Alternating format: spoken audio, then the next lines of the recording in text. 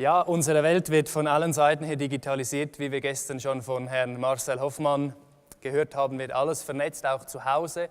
Und wir zwei möchten mit Ihnen heute anschauen, was diese soziale Vernetzung für Auswirkungen hat auf unsere Gesellschaft, auf unser Leben, auf unser Miteinander, auch auf unsere Kinder und Jugend, wie sich das in Zukunft entwickeln wird, was das für Auswirkungen hat. Es ist ein wichtiges Thema, das wir heute miteinander bearbeiten werden, und doch darf man dabei den Humor nie verlieren und nie zu ernst werden. Deshalb ein lockerer Einstieg in das Thema heute. Ja, Papier hat eine Zukunft, wie wir später noch sehen werden oder hören werden. Und es ist ein Stück weit erschreckend oder belustigend, wenn man sieht, wie die Industrie uns für alles eine App, wie man versucht, Sachen, die schon da sind, die eigentlich schon praktisch sind, mit einer App sogenannt zu vereinfachen, und wie wir dabei eigentlich den Sinn füreinander, für die Realität verlieren. Ich habe das heute Morgen gedacht, als ich hier diese schöne Dekoration gesehen habe, dieses Fahrrad. Unser Vortrag steht auch im Zeichen dieses Realitätsverlust, wie wir die Wahrnehmung verlieren für das wirklich Wichtige im Leben. Und wenn man heute schaut, wenn man heute Zug fährt, Auto fährt, durch die Stadt sich bewegt, man sieht so viele Menschen mit einem Smartphone in der Hand. So viele Menschen sind nicht mehr in der Lage, auch das Smartphone wegzugeben, mal wegzulegen, mal auszuschalten. Man kann wirklich das Gefühl bekommen, dass diese sozialen Medien, diese Smartphones, die noch eine neue Religion oder zumindest die neuen Götter der Gesellschaft sind. Und ich habe mir dabei überlegt, Religion ist ja eigentlich etwas, was nach innen führt, was einem nach oben führt, mit dieser wahren Realität, wie wir es gestern von Herrn Marcel Hoffmann gehört haben. Alles ist Energie, diese Verbindung, die wir eigentlich anstreben. Und diese sozialen Netzwerke, diese Social Media, sind eigentlich genau das Gegenteil. Sie ziehen einen weg von seiner eigenen Individualität, von dem Inneren. Es ist eine Verherrlichung des Äußeren. Schein statt Sein. Man versucht die ganze Zeit etwas aufrechtzuerhalten, etwas zu präsentieren, was man vielleicht gar nicht ist. Und zu diesem Thema oder zu dieser Religionsgeschichte einfach mal ein paar Zahlen, damit wir sehen, wo die Realität heute ist, in welcher Relation das steht. Wir haben Judaismus, haben wir 15 Millionen Gläubige. Twitter, ein soziales Netzwerk, ein Kurznachrichtendienst, wo man 140 Zeichen lange Sätze loslassen kann, veröffentlichen kann, hat schon 350 Millionen Mitglieder. Der Buddhismus 460 Millionen Gläubige, Hinduismus 940 Millionen, Instagram mittlerweile 1 Milliarde und immer mehr wachsend, Islam 1,6 Milliarden, YouTube 1,9 Milliarden, mehr oder weniger aktive Anhänger, wenn man so möchte. Christen, die größte Religion der Erde, 2,3 Milliarden. Und Facebook mittlerweile 2,34 Milliarden, mehr oder weniger aktive Anhänger, sozusagen Gläubige von dieser Facebook-Maschinerie, von dieser Social-Media-Maschinerie. Und dabei ist einfach wichtig, der Mensch verliert seine Individualität, da werden wir jetzt dann gleich darauf eingehen im Verlauf des Vortrages. Es entsteht so viel Stress, so viel Druck, weil man immer da online sein muss, wo wir einfach sehen, das hat so Auswirkungen schon auf die Kleinsten unserer Gesellschaft. Ja, auch von mir ein ganz herzliches Guten Morgen, und ich möchte Ihnen gerade einmal an einer Statistik aufzeigen, wie es pro Tag in den sozialen Netzwerken wirklich zustatten geht. Wir sehen hier, 2,34 Milliarden Menschen sind in den sozialen Netzwerken aktiv. Das entspricht 31% unserer Weltbevölkerung. Und wenn man das wirklich anschaut, dann sind wirklich die großen Gruppen Nordamerika, Europa und die Richtung Russland, China, Japan. Und es gibt viele Regionen, die einfach gar keinen Internetzugang haben, die gar nicht die Möglichkeit haben, auf solche Handys und solche Sachen zuzugreifen. Wenn wir uns nur mal Facebook als das größte soziale Netzwerk in Anführungszeichen anschauen, dann sehen wir hier, dass pro Tag 1,47 Milliarden User online sind. Dann sehen wir auch, dass pro Tag 5,76 Milliarden Likes stattfinden. Und für die, die das nicht wissen, was Likes sind, also wenn ich zum Beispiel neue Turnschuhe kaufe, schicke neue rote Turnschuhe und mache davon ein Bild und stelle das auf Facebook, dann können andere Menschen sagen, das gefällt mir, tolle Schuhe, Isabel, und können dann einen Like setzen, also sagen, super gemacht, tolle Schuhe, ist alles toll. Und das ist ein Like, also es sind wirklich ganz viele Menschen, die dort unterwegs sind, die viel Zeit auch investieren in diese sozialen Netzwerke. Und der Herr Hoffmann hat das gestern schon angesprochen, mit dem 5G. Es sind riesige Datenmengen, die da verarbeitet werden müssen. Und wenn wir uns mal dort anschauen bei WhatsApp, da haben wir 1 Milliarde Videos pro Tag, die versendet werden. Und das wird immer mehr und die Tendenz steigen. Und Herr Hoffmann hat auch wirklich gesagt, dass das in den nächsten 6 Jahren nochmal plus 30% sein wird. Also es ist ein extremer Zeitfresser. Was in dieser Geschichte auch noch wichtig ist zu erwähnen, von diesen Menschen, die da täglich online sind 80% mobil unterwegs. Das heißt entweder über die mobilen Daten des Smartphones oder dann über WLAN. Also wir haben auch hier einerseits vom Zeitfaktor her, den man verschwendet, die Zeit, Lebenszeit, die man verschwendet, verstrahlt man sich auch noch um die Umwelt da herum. Wir haben dann die Thematik mit Netzausbau, die nötig wird. Und einfach noch einmal, Kinder und Jugendliche sind heute im Schnitt 3 Stunden auf sozialen Netzwerken aktiv. 3 Stunden, die irgendwo anders fehlen. Genau, und die Frage, die wir uns wirklich stellen müssen, ist, warum faszinieren die sozialen Netzwerke Menschen? Warum sind dort so viele Menschen heutzutage unterwegs? Ich meine, wenn wir mal nach draußen gehen und schauen, ich meine, unsere Natur ist so wunderbar, wir treffen so viele tolle Menschen auf unserem Weg durchs Leben und trotzdem verlagern wir unser Leben in die sozialen Netzwerke. Und wir denken einfach, dass es so ist, dass der Mensch wirklich Nähe sucht, er sucht ein Gegenüber, er sucht jemanden, mit dem er kommunizieren kann. Und da wir unser soziales Leben immer mehr ins Internet verlagern, muss man auch gleichzeitig sein soziales Leben dorthin transferieren. Danke. Genau, und die Frage ist ja, macht uns soziale Medien süchtig? Und Herr Jatzdi wird da nachher noch mehr Auskunft zu geben. Und wir würden sagen, ja, es macht süchtig, weil wenn Sie sich mal umschauen, wenn Sie in der Bahn sitzen, wenn Sie auf den Bus warten, wenn Sie draußen spazieren gehen, so viele Menschen sind an ihrem Handy und so viele Menschen sind auf den sozialen Netzwerken unterwegs, wie wir eben in der Statistik gesehen haben. Ein Grund, warum soziale Netzwerke so beliebt sind, ist die Kommunikation. Isabel hat es vorhin gesagt, der Mensch ist ein soziales Wesen, ein Rudeltier.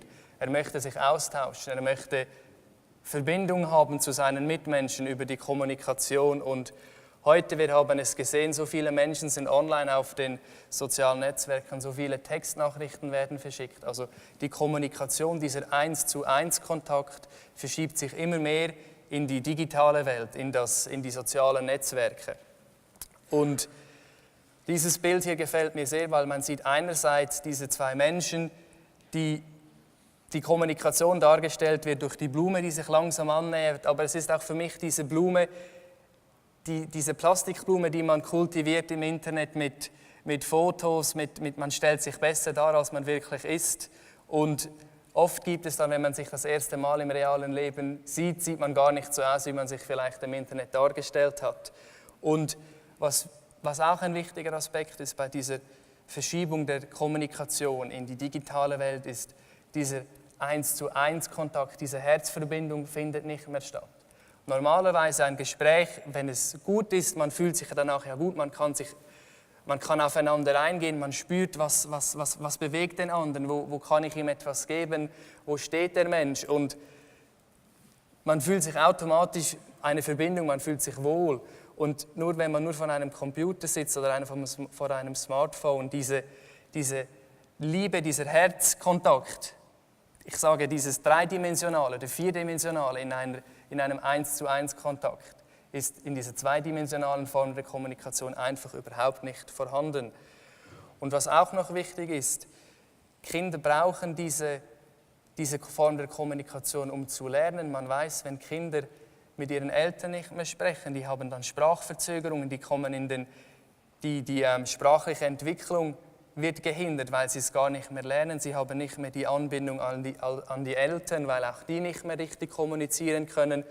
Das beste Beispiel ist, ich glaube, wenn Sie irgendwo in einem Restaurant sitzen, eine Familie am Tisch, Vater, Mutter, die Kinder, irgendjemand hat immer ein Smartphone in der Hand. Also diese Familieneinheit, wir haben ja auch gesagt, gehört in Einheit ist die Stärke. Wir können so viel bewegen, wenn wir eins sind in Einheit, wenn wir uns verbinden. Und diese Smartphones, die bewirken halt immer wieder, dass jemand sich ausklingt und woanders einklingt und nicht in der Realität sich befindet. Genau, und immer mehr Kinder, wie wir gerade gehört haben, haben wirklich ein Problem mit dem Sprechen. Und das merken wir im Kindergarten, das merken wir in der Schule, dass viele Kinder einfach vom Sprachlichen her nicht mehr so gut sind, wie sie auch schon waren. Und ein weiterer Punkt, den man hier anfügen muss, ist die Empathie.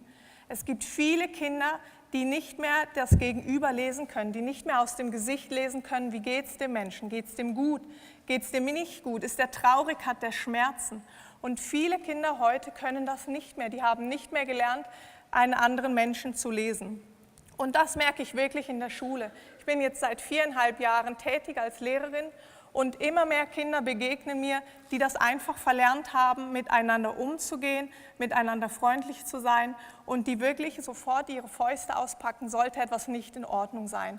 Und das kann man wirklich dort verankern, dass die Empathie heute nicht mehr so vorhanden ist wie früher. Und wenn Sie heutzutage Polizisten fragen, die werden Ihnen das Gleiche erzählen. Heutzutage, früher, wenn ein Opfer da lag, reglos am Boden, dann hat der Täter davon abgelassen, dann war genug.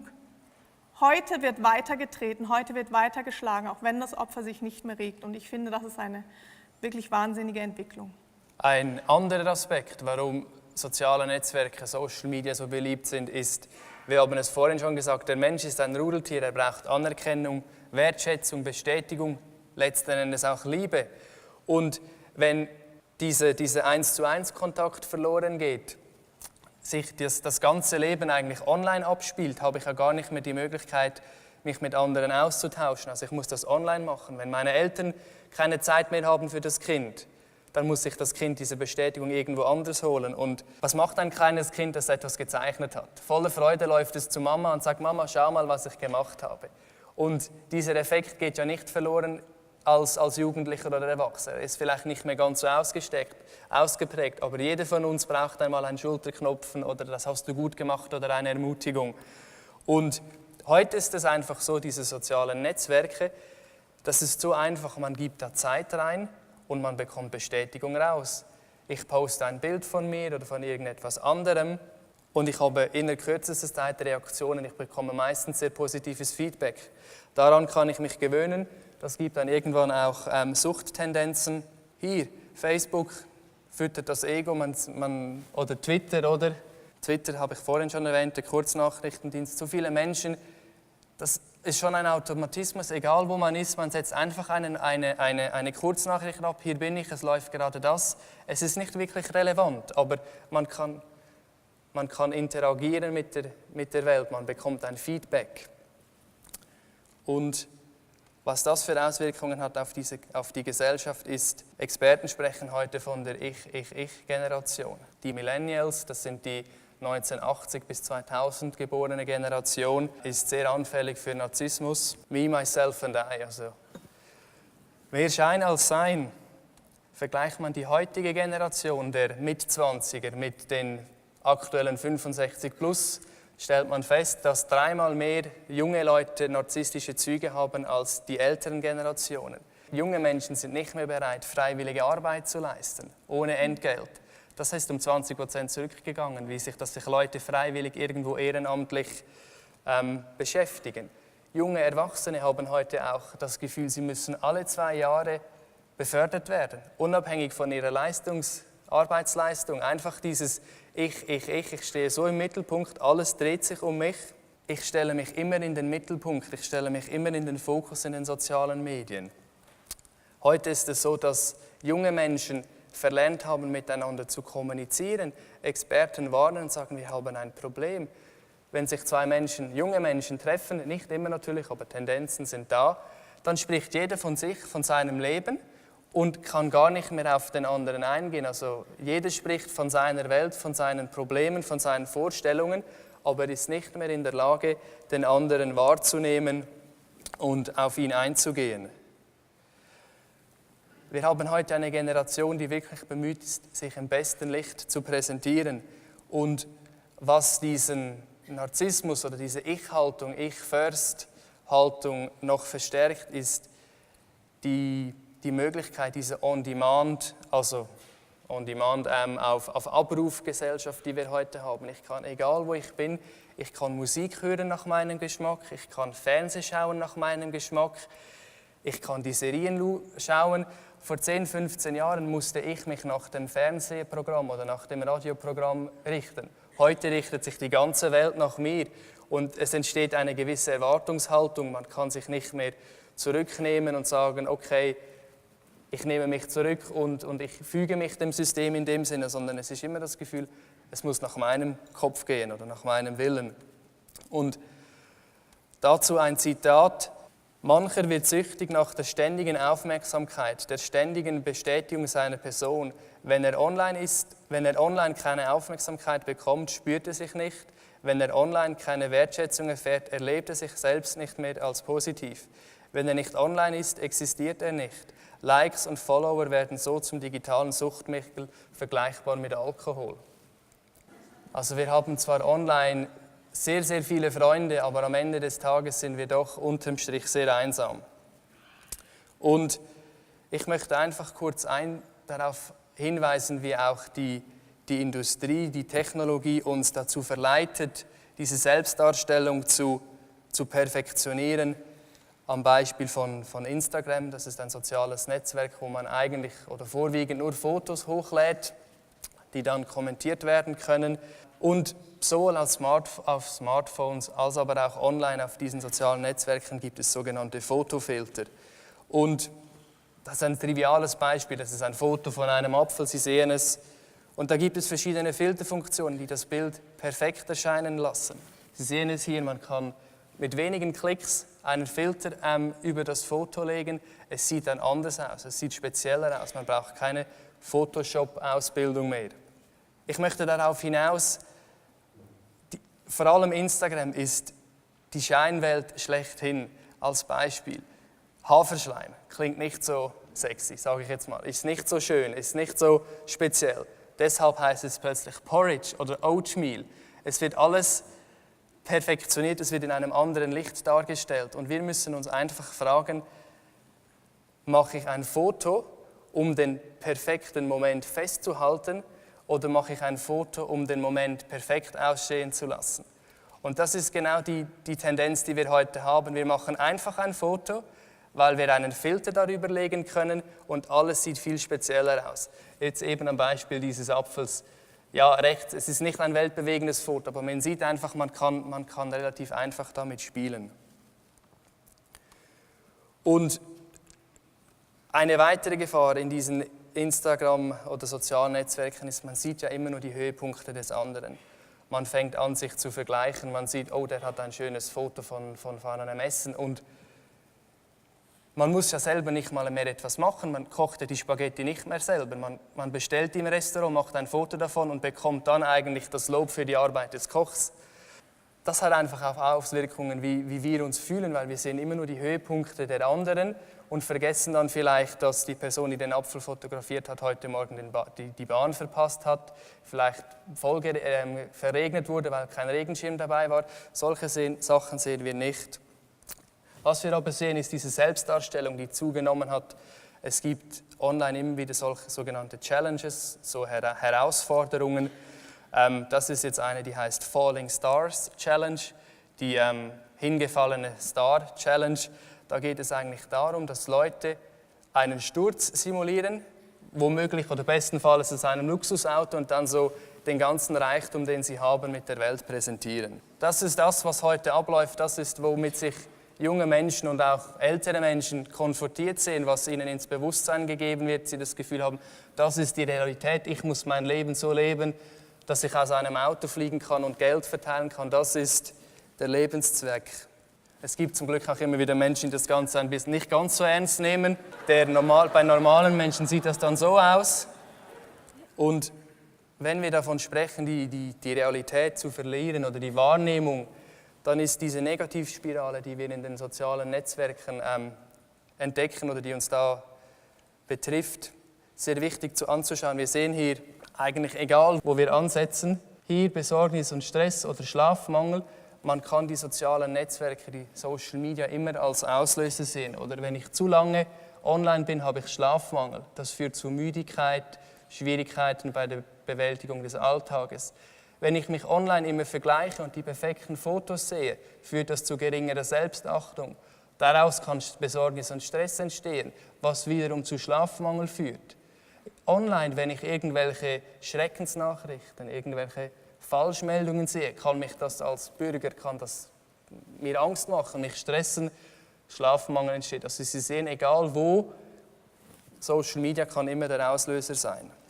Und das ist ein aktuelles Beispiel. Sie haben sicher schon von den sogenannten Detox-Kuren gehört, dass immer mehr Menschen eigentlich auch entgiften möchten von den sozialen Netzwerken. Und das war eine Pressemitteilung, die diesen Montag veröffentlicht wurde. Die Ibis-Hotels in der Schweiz führen probeweise für einen Monat einen Service ein, wo man einen Social-Media-Sitter haben kann, buchen. Also man kann das Zimmer buchen und dabei noch jemanden, der seine sozialen Netzwerke betreut, dass man 2-3 Tage wirklich abschalten kann und Ruhe haben kann. So weit sind wir heute schon. Ich muss gestehen, mir ist nicht ganz klar, es wird als einmonatige Testphase verkauft. Ich weiß nicht, ob Sie dann auch wirklich den Dienst einsetzen wollen oder ob es mehr ein PR-Stunt ist. Und trotzdem sehen wir immer mehr Leute, die sagen, halt, das möchte ich nicht mehr, es wird mir zu viel, die sich zurückziehen aus den sozialen Medien. Vor einigen Tagen in der Schweiz, die Skifahrerin Lara Gut hat gesagt, ich lösche alle meine sozialen Medien, alle Accounts. Ich möchte mich auf meine Familie und auf meinen Sport konzentrieren und keine Zeit mehr verschwenden.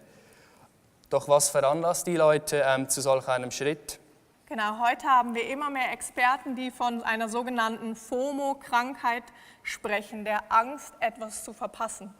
Klar, der Mensch ist ein kommunikatives Wesen, das haben wir heute schon ganz viel gehört. Er möchte einer Gruppe zugehören. Und weil sich die Gruppe ins Internet verlegt, muss auch er sich selbst und sein Leben ins Internet verlegen. Und wie Sie wissen, im Internet kann man immer erreichbar sein, man kann immer etwas hochladen oder etwas fotografieren, was man gerade gesehen hat, eigentlich zu jeder Tages- und Nachtzeit, wie es einem beliebt. Und das löst bei Jugendlichen, vor allen Dingen bei Kindern und Jugendlichen, enormen Stress aus, weil sie das Gefühl haben, wir können etwas verpassen. Und da sind wir wieder bei der Negativspirale, die wir gerade gehört haben. Stress und Angst, etwas zu verpassen. Und das ist ein wirkliches Gift in der Pubertät. In der Pubertät haben Jugendliche wirklich viele Sachen, mit denen sie klarkommen müssen. Die Eltern werden extrem komisch und irgendwie muss man schauen, dass man das zu Hause geregelt kriegt. Und dann kommen noch die sozialen Medien, die einen extrem unter Druck setzen. Und wir haben heute viele, viele Menschen, die ihr Handy gar nicht mehr abschalten. Das ist Tag und Nacht an. Ich gehe mit dem zu Bett und schaue nochmal, ob alles gut ist, ob ich noch irgendetwas liken muss. Und ich stehe am Morgen auf und das Erste, was ich mache, ist mein Handy aufklappen und schauen, was ist in der Zeit passiert, wo ich geschlafen habe, was habe ich verpasst.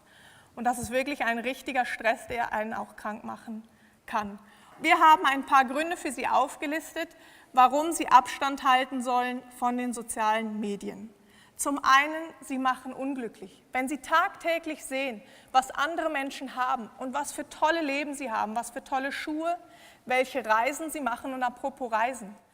Heutzutage sind 40% derjenigen, die eine Reise buchen in ein fernes Land, die entscheiden nicht nach dem, was sie möchten oder wohin sie möchten, sondern nach dem, wo es am besten Fotos zu machen ist, die ich dann wieder posten kann. Also ich gehe nicht in ein Land, weil mich eine Kultur interessiert, sondern ich gehe in ein Land, damit ich die schönsten Fotos machen kann. Und sie machen unglücklich, weil sie sehen, was andere Menschen alles haben, weil sie sehen, was andere Menschen scheinbar für ein perfektes Leben haben. Aber perfekt wirklich in Anführungszeichen, weil wenn Sie auf den sozialen Medien unterwegs sind und Sie schauen sich die Bilder an, die so perfekt scheinen, Sie wissen nicht, was dahinter steckt. Sie wissen nicht, wie viel Zeit investiert wird in ein einziges Bild. Dass die Haare gemacht werden müssen, dass geschminkt werden muss, dass sich perfekt in Szene gesetzt werden muss, das kostet Zeit, viel Zeit. Denken Sie nicht, es macht jemand ein Foto und das ist es, sondern es wird vorbereitet und wirklich perfektioniert. Sie machen krank. Wir begegnen heute 9 Krankheitsbildern, die es vor den digitalen Medien in diesem Ausmaß nicht gegeben hat. Und zum einen die Sehenscheidenentzündung. Das heißt, unser Daumen ist nicht dafür gemacht, zum die ganze Zeit wischen auf unserem Smartphone und die ganze Zeit tippen. Und wenn Sie die Sehenscheidenentzündung nicht ernst nehmen, kann die chronisch werden. Und was wir heute auch sehen, und wir waren bei unserer Therapeutin, Dawn Breuß Therapeutin, und sie hat uns wirklich auch nochmal darauf aufmerksam gemacht, die Haltung, die wir einnehmen, wenn wir aufs Smartphone schauen. Wir haben bis zu 30 Kilogramm, die auf unsere Halswirbelsäule und auf unser gesamtes Skelett einwirkt. Und wenn Sie das Stunden am Tag machen, dann können Sie sich vorstellen, dass das nicht gesund ist und dass das bleibende Schäden hinterlässt. Zudem zu diesem Zusammenhang hat sie uns auch erklärt, wird die Hauptschlagader hier gequetscht. Das heißt, die Versorgung mit Blut und Sauerstoff des Gehirns funktioniert nicht mehr richtig. Es gibt mehr Schwindel, man kann nicht mehr richtig denken.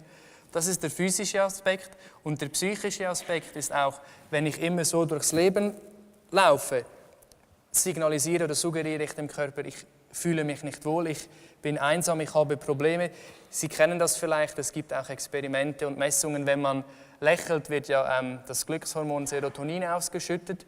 Das kann man auch provozieren, wenn man nur so macht. Also wenn man nur schon so macht, dadurch, dass sich die Muskeln verändern, hat das Gehirn das Gefühl, der Mensch lacht, ich muss das Glückshormon ausschütten. Das funktioniert auch auf die andere Seite, wenn ich so laufe und eigentlich nicht depressiv bin oder unglücklich mich fühle, bekommt der Körper doch das Signal, der Mensch fühlt sich unwohl.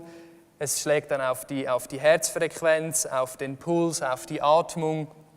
Einfach das noch so als Randbemerkung, wie das auch die Wahrnehmung unseres eigenen Körpers beeinflusst, diese Haltung, die dadurch entsteht, diese Fehlhaltung. Genau, sie lenken uns ab und fressen unsere Zeit und das ist wirklich so. Im Schnitt schaut man alle 10 Minuten auf sein Smartphone. Und ich bin sehr glücklich, dass Sie Ihre zumindest in Ihrer Handtasche haben, weil das ist wirklich ein Faktor, der ablenken kann. Also im Schnitt alle 10 Minuten aufs Handy geschaut und im Schnitt alle 18 Minuten unterbrechen wir aktiv eine Arbeit, damit wir uns wieder mit unserem Smartphone beschäftigen können, damit wir unsere Updates machen können. Und es gibt eine Studie, die zugunsten von der Aufmerksamkeit gemacht wurde. Da hat man die Probanden in 3 Gruppen unterteilt. Die erste Gruppe hatte während des Tests das Smartphone auf dem Tisch liegen, also direkt bei sich. Die zweite Gruppe hatte es in der Hosentasche oder in der Handtasche neben sich. Und die dritte Gruppe, die hatte das Handy in einem anderen Raum. Und jetzt können Sie sich selber überlegen, welche Gruppe wahrscheinlich am besten abgeschnitten hat. Es war die Gruppe, wo das Handy in einem anderen Raum lag. Und das ist wirklich erwiesen, dass wenn ich mein Handy nah bei mir habe, dass meine Aufmerksamkeit und meine Konzentration massiv gestört wird. Und das ist das, was wir heute auch in den Schulen erleben, wenn die Schüler ihr Handy dabei haben. Die Aufmerksamkeit ist nicht die gleiche, als wenn die Smartphones zu Hause bleiben müssen. Und da ist Frankreich ein großartiges Beispiel, die wirklich verbieten von den Vorschulklassen bis in die Sekundarstufe, das Handy darf nicht in die Schule mitgenommen werden. Und ich bin sehr gespannt auf die nächsten PISA-Tests, die gemacht werden, wie Frankreich in diesem Ranking dann abschneiden wird. Sie machen uns einsam, das haben wir vorhin schon angeschaut. Soziale Netzwerke, die besucht man oder mit denen interagiert man im Normalfall ja eigentlich alleine. Das heißt, ich bin in einer Gruppe von Menschen, sei es im Zug, an einer Bushaltestelle, in der Mittagspause, habe Menschen um mich herum, sitze aber trotzdem alleine da. Bin dann zwar vermeintlich verbunden mit meinen Online-Freunden, aber ich grenze mich konstant selber aus. Man verliert so den Kontakt und den Bezug zu seiner Umwelt. Man merkt aber auch, ich glaube, dass die meisten von Ihnen haben das auch schon erlebt, so ein 1-zu-1-Kontakt kann niemals eine E-Mail oder ein WhatsApp oder so ersetzen. Das heißt, es ist immer ein schaler Nachgeschmack, ein Abklatsch von einer richtigen Kommunikation, dieses Online-Sein. Man bekommt nie dieses Gefühl für den anderen. Einfach auch das etwas, man vermeintlich ist man mit Freunden verbunden, aber unterm Strich fühlt man sich nachher eher einsam, auch weil man sich aktiv aus der Gesellschaft zurückzieht. Man gibt sich gar nicht die Chance, in einem Zug neue Menschen kennenzulernen, neue Freundschaften zu knüpfen. Sie generieren Stress, vor allem die jüngere Generation. Isabel hat das vorhin angesprochen, dieses ständige Online und erreichbar sein müssen. 49% der Jugendlichen wünschen sich eigentlich, dass sie das Smartphone abschalten können und dass an ihnen vermeintlich das Leben nicht vorbeizieht, dass sie einfach die Möglichkeit haben nach einer Auszeit. Eben dieses Fear of Missing Out, Angst, etwas zu verpassen. Bei den 20- bis 39-Jährigen sind es immerhin noch 45%. Auch da mittlerweile. Viele Erwachsene haben auch das Gefühl, eigentlich möchte ich es nicht, aber es ist so ein Bestandteil der Welt geworden, unserer Gesellschaft. Sie möchten aber trotzdem eine Auszeit haben. Immerhin schalten mittlerweile schon 32% der Befragten das Smartphone während der Nacht aus. Letztes Jahr waren es noch 25%. Also man sieht langsam, aber sicher, die Leute merken, es tut mir nicht gut, ich muss zumindest in der Nacht das Smartphone ausschalten. Eine ganz wichtige Thematik ist die Manipulation der Gesellschaft. Sie haben es vielleicht mitbekommen, in den letzten Wochen, Monaten immer mehr Leute, die ehemalig bei sozialen Netzwerken gearbeitet haben oder auch sonst Experten sind auf dem Bereich, warnen davor, wie Social Media uns manipulieren. Jetzt, Sie müssen wissen, wenn man sich bei Facebook einloggt, dann gibt es diesen Newsfeed auf der Startseite, wo alle Aktivitäten von meinen Freunden angezeigt werden und relevante Dinge werden mir präsentiert. Und das Ziel ist eigentlich, dass ich so lange wie möglich auf Facebook bleibe und da mich bewege. Jetzt ist es so, die analysieren genau, was brauche ich, was interessiert mich. Mir wird nur das vorgesetzt, von dem sie wissen, entweder interessiert es ihn, oder aber es ist diametral meinen Ansichten entgegengesetzt. Also entweder sanfte Bestätigung oder dann Aufregung meiner Gefühle, meiner Weltanschauung, dass ich reagiere, egal was gerade nötig ist. Entweder werde ich bestätigt zum Bleiben, ich sehe, das gefällt mir, oder aber dann kommt irgendetwas, das ist gar nichts für mich. Und dann muss ich wieder reagieren, dann verbrauche ich wieder Zeit. Ein anderer Aspekt ist auch, diese News, die da präsentiert werden, die müssen ja relevant sein für Facebook. Also Facebook präsentiert da nur News, die auch von vielen Menschen gelesen werden. Das heißt, die heutigen Journalisten werden nicht mehr an ihrem Wahrheitsgehalt oder an ihrer Qualität gemessen, ihre Artikel, sondern danach, wie viel Effekt, wie viel Aufsehen erregt ein Artikel in den sozialen Medien. Das heißt, wir haben sehr viele Artikel, dieses sogenannte Clickbait, Clickfang, da wird irgendetwas reißerisch geschrieben, 7 Gründe, warum morgen die Welt untergeht, dann liest man das und am Schluss des Artikels hat man eigentlich nicht viel gelernt oder gelesen. Das ist einfach etwas, wir werden analysiert, es werden Datenbanken angelegt, gemäß unseren Vorlieben, und die werden kontinuierlich gefüttert, damit wir möglichst viele Zeit verbringen auf den sozialen Netzwerken und aber auch wieder Daten dalassen von was uns gefällt, damit da Geld damit verdient werden kann. Das werden wir gleich noch ansehen. In einer gesunden Demokratie oder Gesellschaft, wenn es Wahlen gibt oder irgendetwas, dann gibt es ja ein Pro-Kontra-Lager, man spricht miteinander, man kann sich austauschen.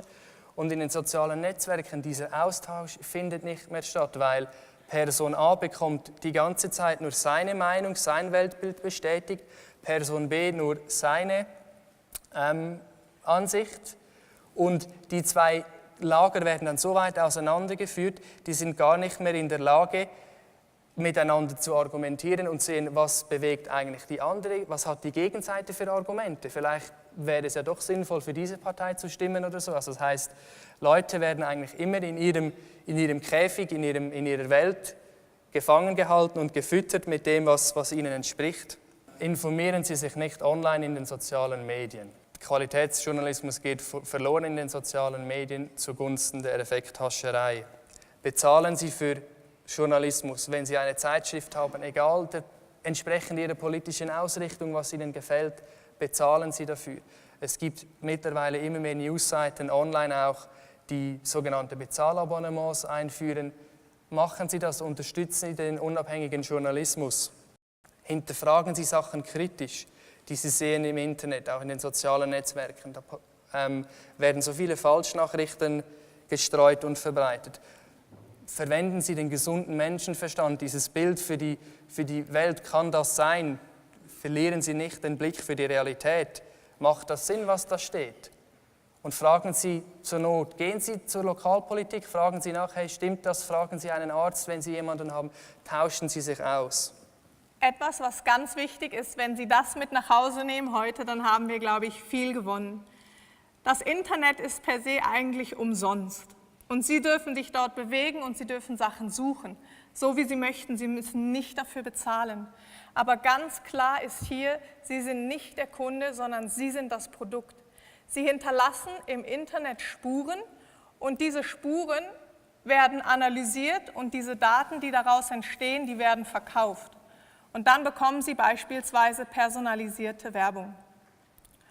Und heute mit 10 Likes, die Sie zum Beispiel auf den sozialen Medien setzen, wie Facebook, mit nur 10 Likes, kann der Computer Sie schon besser einschätzen als ein Arbeitskollege.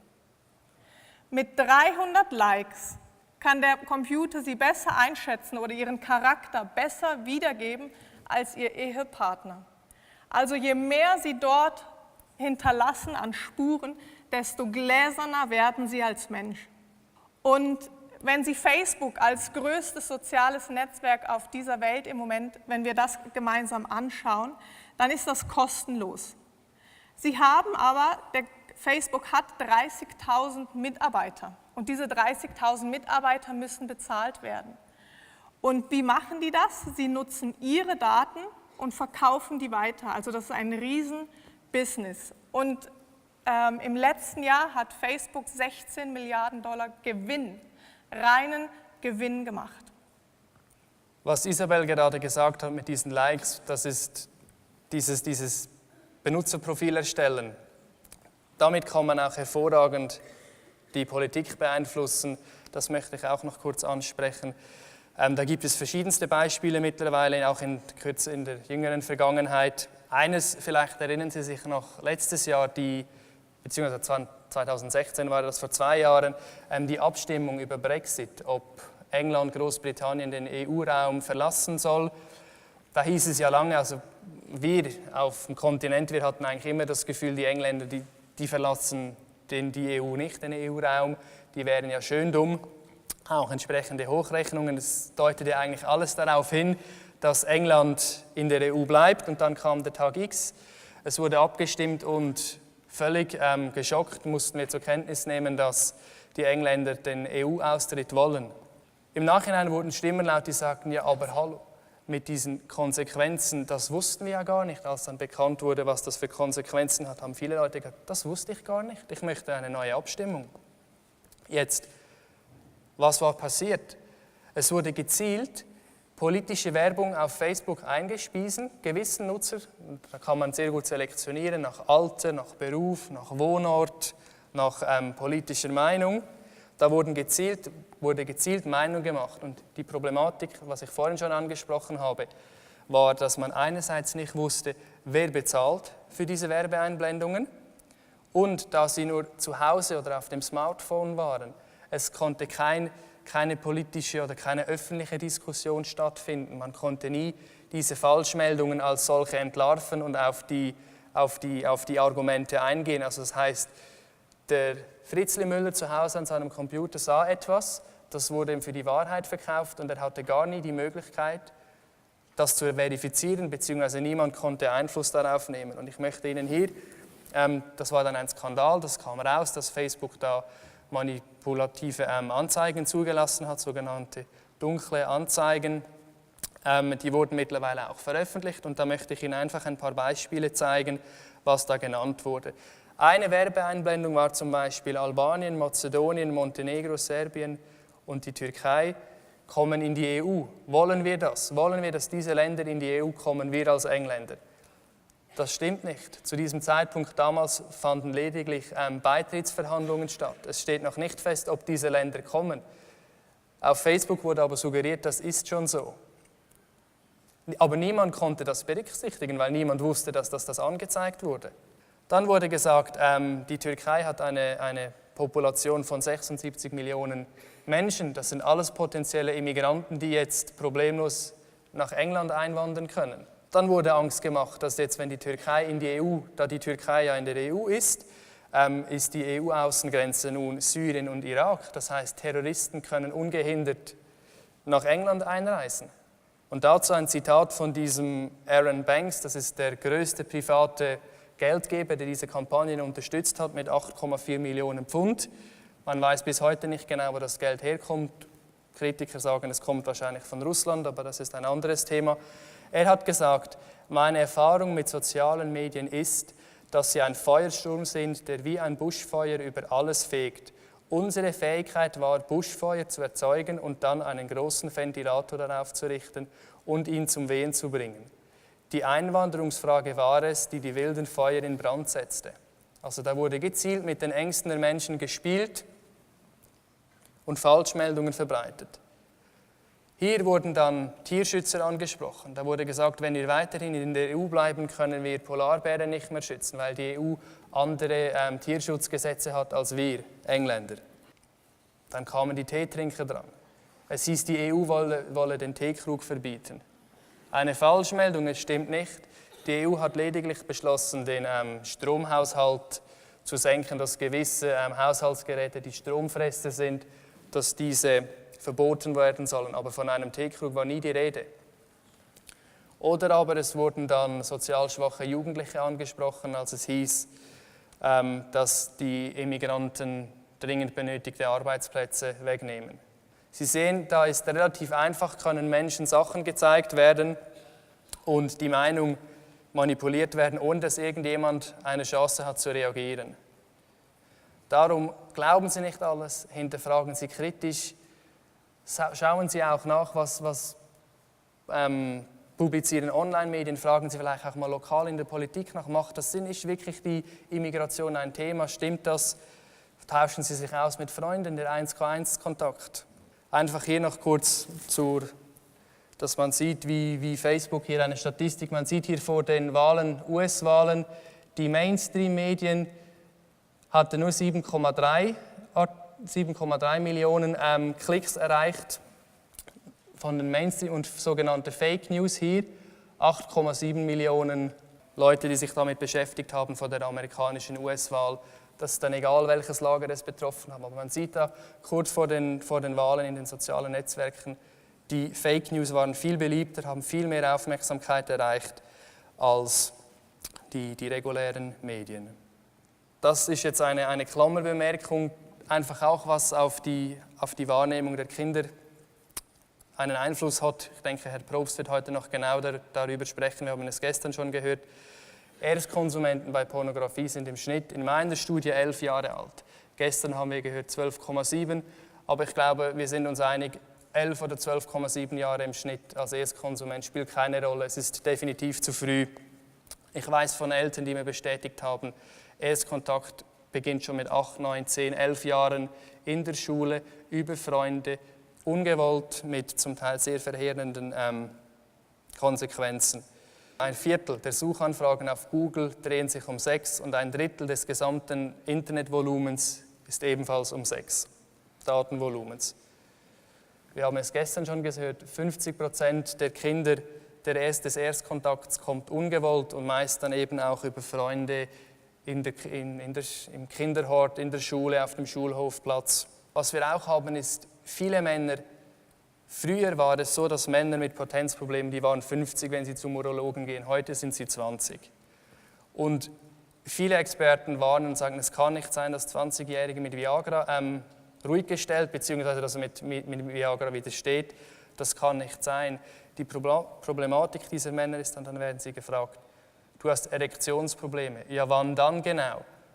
Bei der Selbstbefriedigung zu einem pornografischen Video ist es kein Problem. Nur mit der Frau zu Hause im Bett, da regt sich nichts mehr. Warum? Weil die Reizüberflutung wird immer härter, immer extremer. Es wird immer schlimmer, was man sieht, immer extremer, dass überhaupt noch ein Lustgefühl, dass sich etwas regt. Und das dann in die Beziehung zu transportieren, wird sehr schwierig, wenn der Partner, die Partnerin nicht mitmacht. Und deshalb haben heute, wie gesagt, schon 20-Jährige Probleme, Erektionsprobleme, dass mit der Freundin oder der Ehefrau im Bett nichts geht.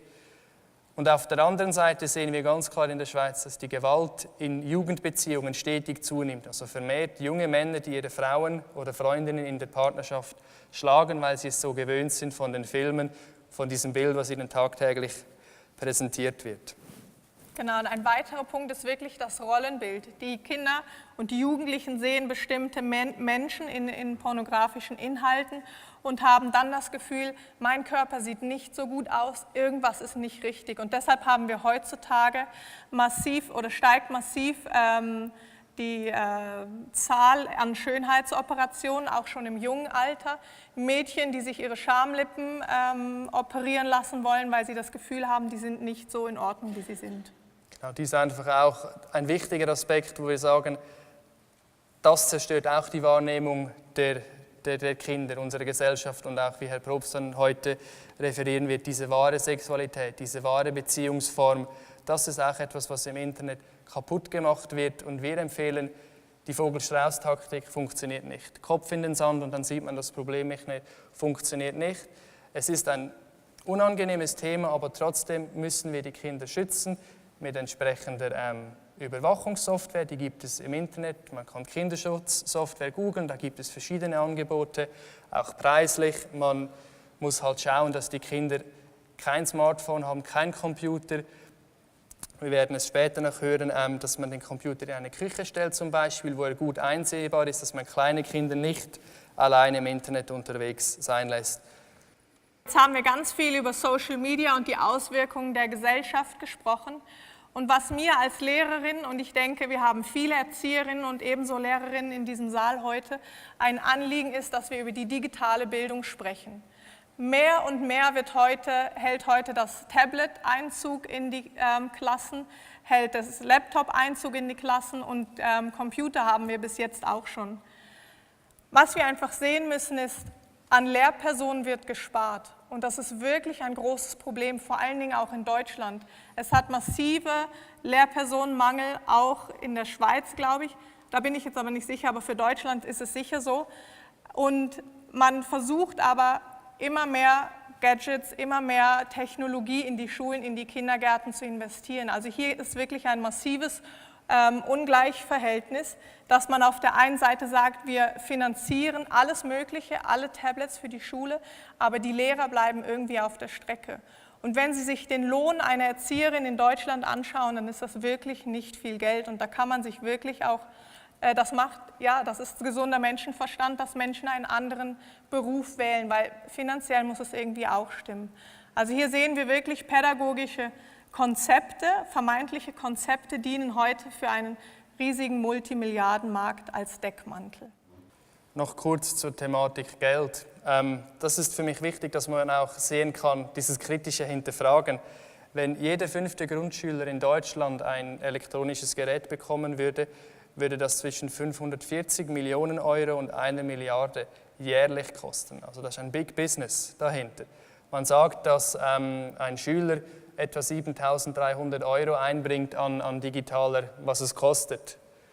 Einfach, das muss man im Hintergrund haben, was da für Zahlen stehen und sich dann fragen, okay, kann das einen Zusammenhang haben, warum so gepusht wird auf die digitale Bildung?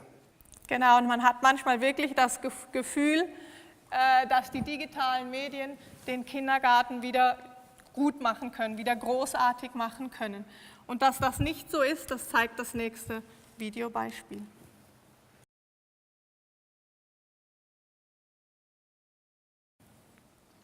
Genau, was Sie also hier sehen, und das ist eine riesige angelegte Studie, die da gerade frisch publiziert worden ist, dass Sie empfehlen, 1 Stunde Bildschirmmedien pro Tag für Kinder. Jetzt meine Frage an Sie. Wie machen wir das, wenn die Kinder im Kindergarten und in der Schule jetzt aber auch schon mit dem Tablet und dem Computer arbeiten sollen? Das heißt eigentlich, wenn Sie die Stunde Zeit in der Schule verbringen, dürfen Sie zu Hause weder Fernseh schauen, noch Computer spielen, noch am Smartphone sein. Denn sonst, haben Sie hier gehört, die Gefahr an Hyperaktivität und Aufmerksamkeitsstörungen, die steigt. Und das sehen wir heute in den Schulen und in den Kindergärten wirklich enorm. Die Thematik der Frühförderung, dass man schon im Kindergarten schaut, gibt es einen Zahnarzt, einen Politiker, was auch immer, wird dann versucht, auch mit den digitalen Medien zu rechtfertigen. Man sagt heute, dass im Schnitt etwa 65% der heutigen Grundschüler in etwa 18 Jahren in einem Beruf arbeiten werden, den es so heute noch nicht gibt. Also wir müssen möglichst früh heute schon die Digitalisierung voranbringen in den Schulzimmern, damit unsere Kinder dann gewappnet sind. Da frage ich mich einfach, wir haben heute schon einen sehr großen Fortschritt erreicht, ohne dass wir uns früher auch weitergebildet hätten oder diese Frühförderung. Also wir können auch da reinwachsen, da hineinwachsen. Und zum Thema Frühförderung einfach nur kurz, damit sich ein Gehirn sehr gut entwickeln kann, braucht es ein Kind braucht alle Sinne. Man muss schmecken, riechen, etwas anfassen können, wie fühlt sich Gras an, wie schmeckt salzig. Das ist das, was dann auch diese Gehirnverbindungen ausbilden lässt und stabil werden lässt. Und man weiß, dass diese Gehirnverbindungen, diese Wege, die werden irgendwann wieder gelöscht. Also was das Gehirn nicht braucht, wenn das Kind nie Klavier spielt, wird die Fähigkeit, Klavier spielen zu können, entfernt. Dafür kann es dann mit dem Tablet sehr gut umgehen. Und wir möchten einfach darauf hinausgehen, dass Frühförderung macht Sinn, kann Sinn machen, entsprechend der Nachfrage des Kindes auch. Was möchte das Kind? Aber sie sollte nicht digital geschehen. Genau, und einfach für ein Bild, das Sie noch im Kopf dann auch haben. Warum sind diese Medien so attraktiv für kleine Kinder? Sie haben bunte Videos, sie haben schnelle Animationen, aber für das kindliche Gehirn ist das absolutes Gift. Also alle Hirnareale leuchten eigentlich rot auf, sobald Sie ein kleines Kind ans Tablet setzen. Und das sehen wir heute einfach zum Ruhigstellen vielfach im Geschäft, wenn wir einkaufen gehen oder im Restaurant, dass man einfach das Gefühl hat, das Kind ist dann ruhig, das ist beschäftigt, aber für sein Gehirn und für die ganzen Verbindungen, die dort oben noch stattfinden müssen, ist das wirklich pures Gift. Und die Frage, die wir uns wirklich stellen müssen, Frühförderung in welche Richtung? Fördern wir unsere Kinder wirklich zum Begreifen, wirklich mit den Händen etwas zu tun, etwas praktisch? Können wir unsere Kinder nicht einbeziehen in die Tätigkeiten, die wir tun, zum Beispiel backen? Ich meine, die werden so eine Freude haben. Und auf der anderen Seite haben wir eben diese Kindheit 2, die dann vielleicht so aussieht. Hauptsache, mein Kind ist ruhig und ich habe Zeit für andere Sachen, für meine Sachen. Aber was das wirklich mit dem Gehirn macht, halten Sie sich einfach das Bild vor Augen. Alle Hirnareale senden nur noch rotes Licht aus. Das ist absolut pures Gift, diese Animationen für Kinder. Genau, wir empfehlen absolut keine digitale Frühförderung. Das macht keinen Sinn. Schauen Sie in den Büchern, die auch auf dem Büchertisch liegen, da hat es riesige Kapitel zum Abschnitt Gehirn. Frühförderung auf digitale Medien macht absolut keinen Sinn. Stattdessen sollten Sie Ihren Kindern wirklich Alternativen bieten, Alternativen, die mit ihrem Körper zu tun haben. Weil das Problem, was sich heute stellt, dadurch, dass die Kinder viel vor einem Bildschirm sitzen, haben sie weniger Bewegung und das Gehirn und der ganze Körper braucht aber die Bewegung der Kinder, um wirklich ausreifen zu können. Schauen Sie wirklich, dass die Sinne früh gefördert wird. Da haben Sie die besten Voraussetzungen später, damit Sie sich ins virtuelle Abenteuer stürzen können. Sie brauchen wirklich die Verwurzelung in der Realität. Und wenn Ihnen die in der Kindheit genommen wird, dann wird das verheerende Auswirkungen haben. Etwas, was ich gerne noch ganz kurz besprechen möchte, weil das ein Riesenthema im Kindergarten und in der Schule ist, das sogenannte E-Learning, also Lernen mit dem Tablet. Und wenn das immer mehr kommt, dann fragt man sich wirklich, braucht es mich als Lehrperson irgendwann noch? Jedes Kind hat ja auf dem Tablet seinen eigenen Lerncoach, sein eigenes Programm. Eigentlich braucht es mich ja gar nicht mehr. Aber doch, es braucht Sie, liebe Erzieherinnen und liebe Lehrerinnen, wirklich. Es braucht eine Person im Klassenzimmer, die einfach eine Herz-zu-Herz-Verbindung, wie wir so schön auf dieser Folie von Herrn Hoffmann gestern gesehen haben, die einfach für Kinder da ist. Sie können nicht durch ein Tablet ersetzt werden als Lehrperson oder als Erzieher oder Erzieherin. Und Fakt ist, durch dieses E-Learning wird Bildung zu einem Spiel. Kindern wird also suggeriert, wir spielen ein bisschen und dann lernen wir. Natürlich, wenn sie draußen in der Natur sind, dann lernen die Kinder extrem viel durch dieses freie Spiel. Aber das ist kein freies Spiel, weil es wird ihnen vorgesetzt und sie müssen es tun. Klar haben sie vielleicht Spaß dabei und freuen sich daran, aber es wird ihnen nicht viel bringen. Einfach hier noch kurz, was Sie tun können. Der Schlafmangel ist jetzt, das geht zu weit. Die Konsequenz oder die Essenz ist, Jugendliche haben heute 2,5 Stunden Schlafmangel im Vergleich zu 15 Jahren. Das hat enorme Schwierigkeiten oder gibt Probleme mit der Aufmerksamkeit, mit der Konzentration. Sie werden dick, weil sie zu viel essen dann, weil das System durcheinander kommt. Und wir empfehlen einfach, keine Bildschirme im Kinderzimmer, Smartphones abends einziehen, elterliche Verantwortung wahrnehmen, wie wir es gestern auch gehört haben, sich auch einmal unbeliebt machen. Liebe heißt auch streng sein. Ja, und machen Sie sich wirklich unbeliebt. Wir hören das so oft bei Vorträgen, dass Eltern sagen, ja, meine Kinder wollen das nicht und jetzt bin ich so unbeliebt. Sie müssen sich unbeliebt machen, wirklich. Sie müssen wirklich streng sein. Wenn Sie Kinder mit dem Smartphone oder mit dem Computer alleine im Zimmer lassen, ist die Wahrscheinlichkeit signifikant höher, dass Kinder wirklich Inhalte anschauen, die wirklich nicht für sie bestimmt sind. Wichtig ist auch, schauen Sie für geregelte Schlafenszeiten. Es ist weniger schlimm, wenn das Kind zu wenig schläft. Was für das Gehirn viel schlimmer ist, ist, wenn es einmal um 10 Uhr ins Bett geht, dann einmal um 12, dann wieder um 9. Schauen Sie einfach, dass das Kind einen Rhythmus hat, dann geht es ins Bett, dann steht es auf. Seien Sie selber Vorbild, wie wir das gerade eben gehört haben. Und kein Smartphone, mindestens sicher nicht vor 14 Jahren. Es gibt Experten, die sagen sogar nicht vor 18 Jahren. Ob sich das in der heutigen Welt durchsetzen lässt, ist schwierig. Es braucht da den gesunden Menschenverstand, auch mit dem Kind zusammen eine Lösung zu erarbeiten, was für alle Parteien Sinn macht. Wir kommen jetzt gleich zum Abschluss. Wir möchten einfach noch kurz hier ein Beispiel von Alan Eagle, der sagt, die Vorstellung, dass eine App oder ein iPad mein Kind besser lernen kann, zu lesen oder zu rechnen, ist lächerlich. Das im Hinblick auf die digitale Bildung. Das gibt im Silicon Valley, Sie wissen es vielleicht, das Silicon Valley ist der Hotspot, wo alle großen Tech-Giganten, die ganzen Firmen ihren Hauptsitz haben. Da gibt es mittlerweile 2 Waldorfschulen.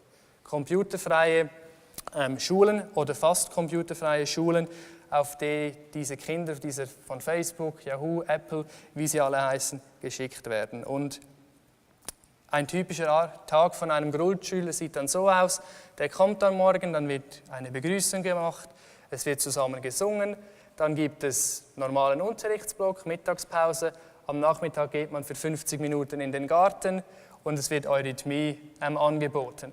Und erst in den höheren Klassen, in der 7., 8. Klasse, werden dann auch Computer eingesetzt, aber mehr zur dass man lernt, mit einem Computer zu arbeiten und nicht, dass der Computer das Schulbuch ersetzt. Das einfach wird so in den Raum gestellt, wie es die großen Tech-Firmen machen. Und hier das Beispiel von Steve Jobs, der Erfinder vom iPhone und vom iPad. Von ihm ist bekannt oder war bekannt, dass er ein Low-Tech-Parent war. Er hat seinen Kindern kein Smartphone gegeben, kein iPod. Er hat gesagt, ich möchte, dass meine Familie sich abends trifft, am Abendessentisch, dann wird gesprochen, was lief in der Schule, was haben wir gelernt, was läuft aktuell in der Politik. Bill Gates, der Gründer von Microsoft, macht es genau gleich. Seine Kinder hatten mit 14 noch kein Smartphone.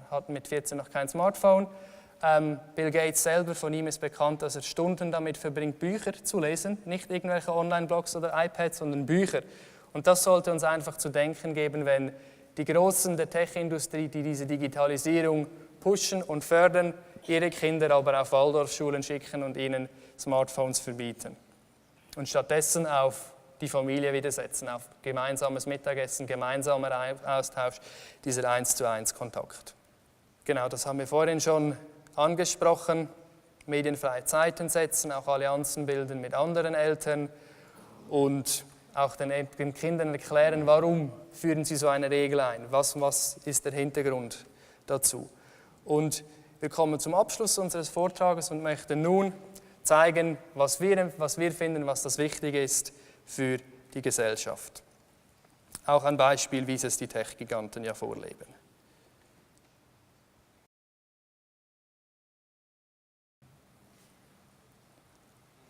So, wir sind am Ende unseres Vortrages. Herzlichen Dank für Ihre Aufmerksamkeit.